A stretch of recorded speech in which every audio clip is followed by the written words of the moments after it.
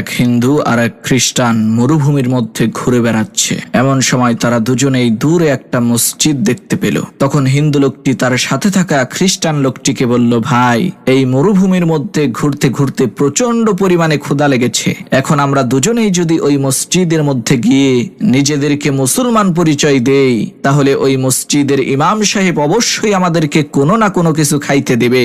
তখন খ্রিস্টান লোকটি বলল, ভাই, আমি মিথ্যা কথা বলে নিজেকে মুসলমান দাবি করতে পারবো না। তখন হিন্দু লোকটি বলল, ঠিক আছে, তুমি না খাইয়া থাইকেনে আমি কিন্তু মিথ্যা কথা বলে এই খাবারটা খাবো, আমার খুবই ক্ষুধা লেগেছে। তারা যখন মসজিদের মধ্যে ঢুকলো, ইমাম সাহেব তাদের দুজনকেই সম্মান করে বসতে দিলেন এবং তাদের নাম জিজ্ঞেস করলেন। তখন সেই হিন্দু লোকটি নিজেকে মুসলমান পরিচয় দিয়ে বলল, আমার নাম আব্দুল মজিদ মিয়া।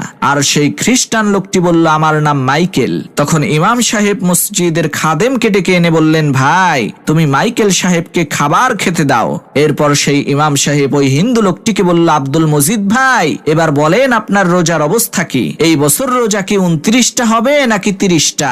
ইমাম সাহেবের এই কথা শুনে সেই হিন্দু লোকটি বলল, সর্বনাশ, বেশি চালাকি করতে যাইয়া খাবারের বদলে বাস খাইলাম।